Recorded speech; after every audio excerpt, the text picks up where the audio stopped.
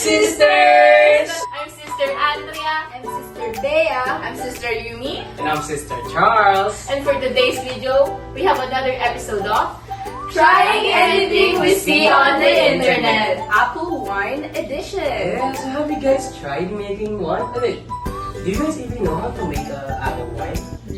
No, I don't think any of us has ever tried to make wine before. However, for today's video, we will follow our recipe of Coralde from Homebrew Academy on how to make apple wine. He proposed a 3-step process. It's the prepping of materials, foaming of materials, stir, pour, and pour again. Then what are we waiting for? Let's start making our Apple wine! Let's go!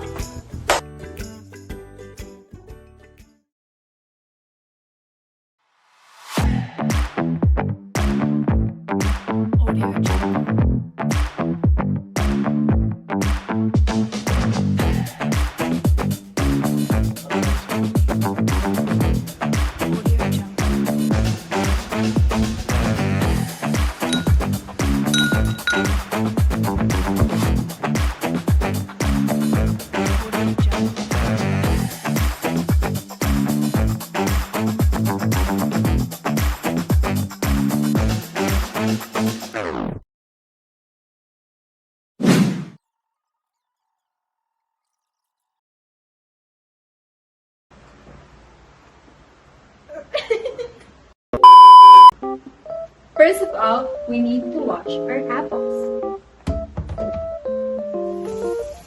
We will soak them in water for 10 minutes.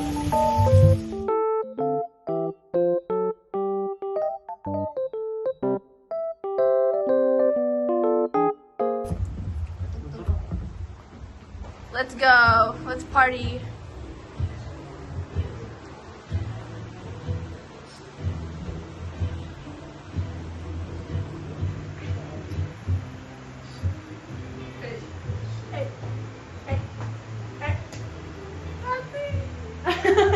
A few moments later. 10 minutes have passed and now we will wash the apples one by one to ensure its cleanliness.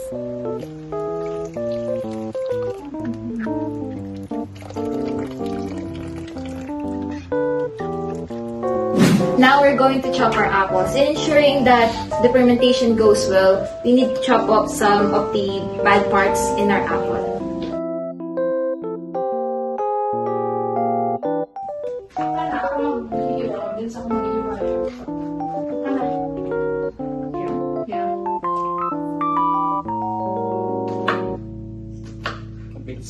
Yes.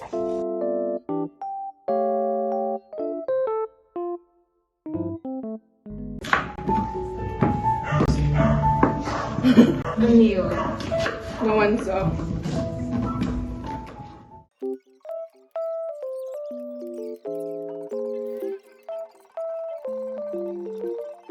Next up, we're going to cut up our raisins.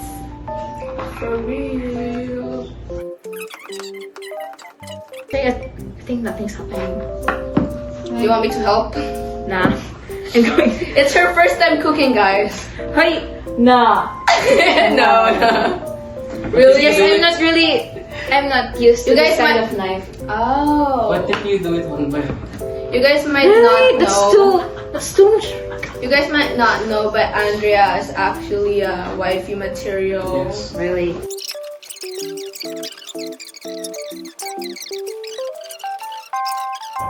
Okay, so now Andrea has finished cutting up the raisins, and I finished cutting up all the apples because she needed help. She's too fragile, guys. She couldn't do it with her little arms.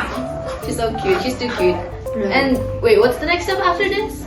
We Boil.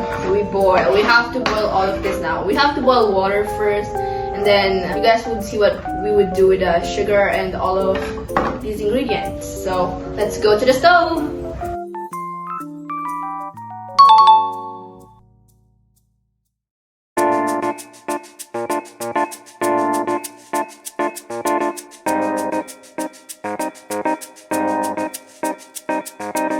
Okay guys, so now that we have finished slicing and preparing our ingredients, we will now go on to the next step of our winemaking, which is, of course, boiling our water. We have here our pot and we have filled it with 3 liters of water. We will now heat it up to boiling temperature and we go with the next step.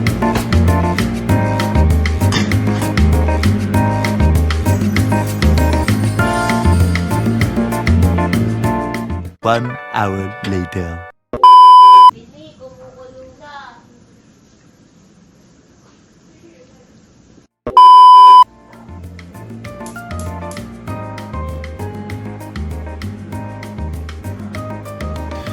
Now that we have boiled our water, we will let it to settle down for a moment and then add our ingredients that we have prepared earlier.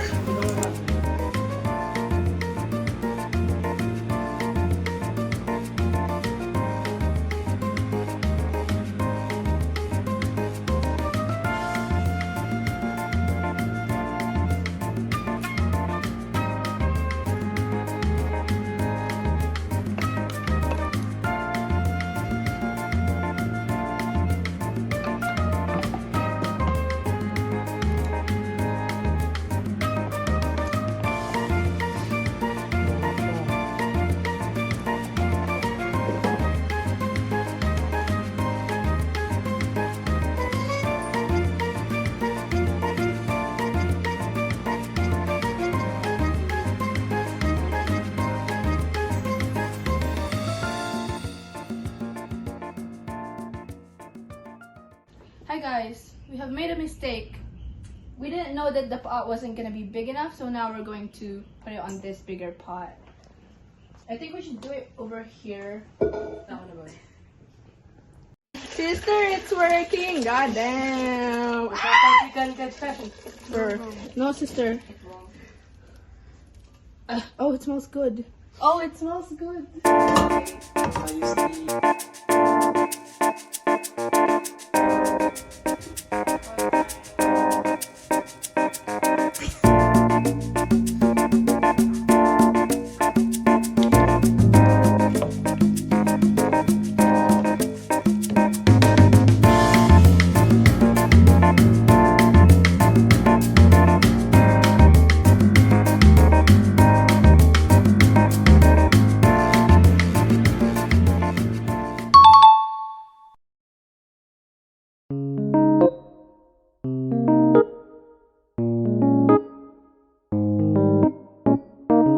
Now for our next and final step for this day is we're going to put this mixture in our glass container, which is airtight.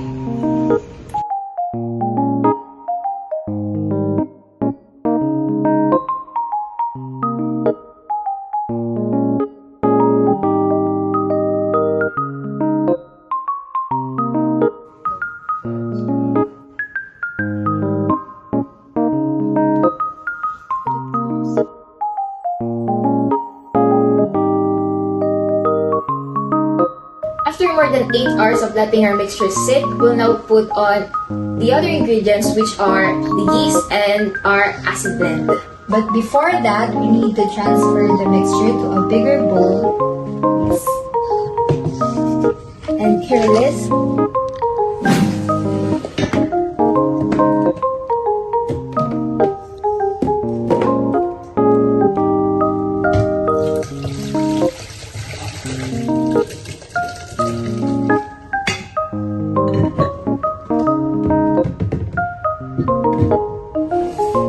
Now that we've transferred the mixture to a bigger pot, we will put our 1/2 teaspoon of yeast and acid blend.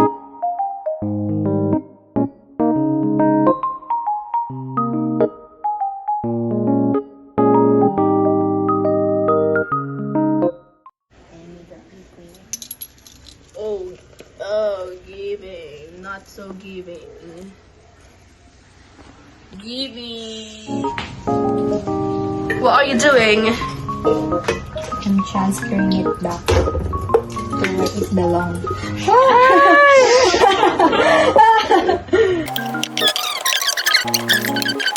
What are you guys doing? Transferring it. What are those? That's my job, sister. You're getting it. Sorry guys.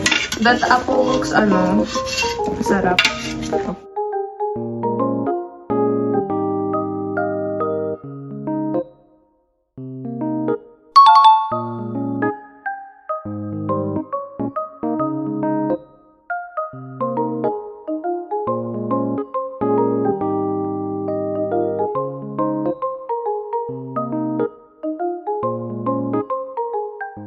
One week later.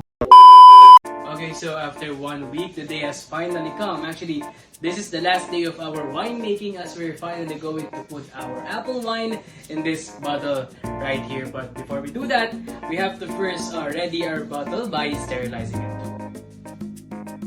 So why do we sterilize it in the first place? We sterilize it because we have to kill the remaining bacteria inside this bottle that will affect the quality of our wine.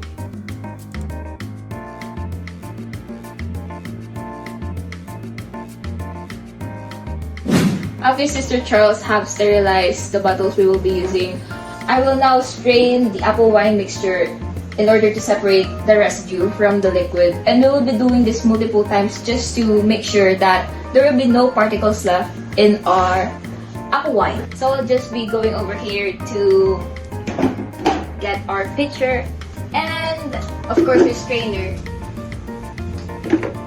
I'll just be opening this. What the frick, guys? Can someone, with the help of Sister Charles, he will now be pouring our apple wine mixture.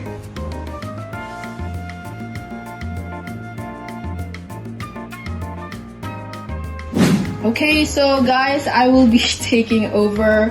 They have finally strained the apple, and what I will be doing now is that I will be putting the residue in a separate container so that we could do the straining process all over again.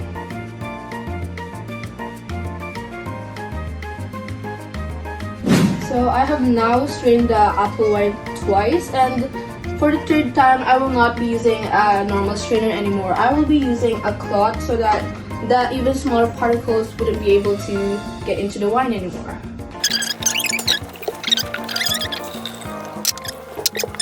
So now that we have strained all of the residue from the mixture or from our liquid, we will now be putting our apple wine into the bottle so that we can move on to the next step, which is the pasteurization.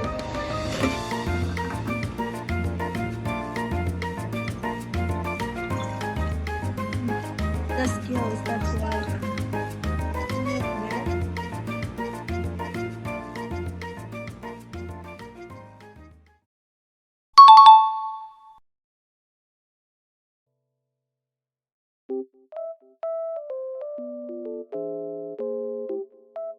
Hi guys! For our final step, the pasteurization, the first thing that we need to do is to cover our bottles with this aluminum foil. Yes!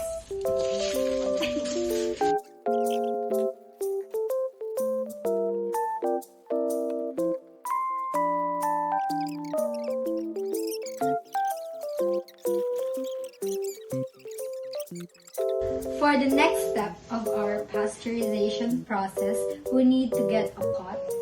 We put it here in the stove.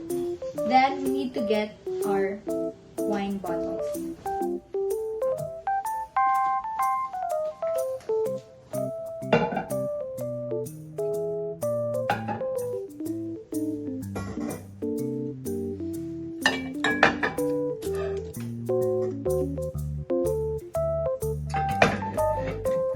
Next, we need to put our water into the pot.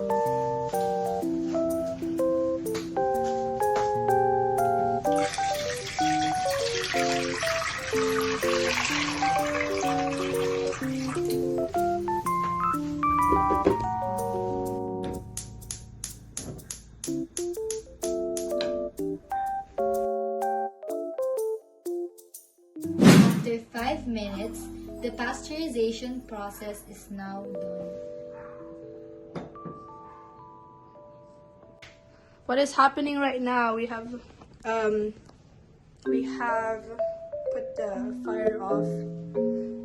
It's a bit warm. It's warm. It's a good sign. It's not hot enough to burn us, but it's warm.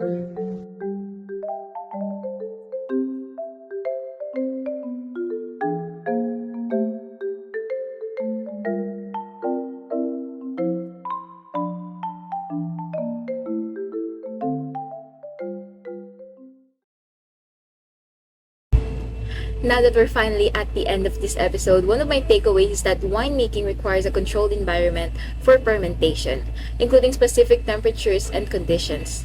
This mirrors the precision needed in baking, where the right temperature and humidity is crucial for yeast activity and proper dough rising.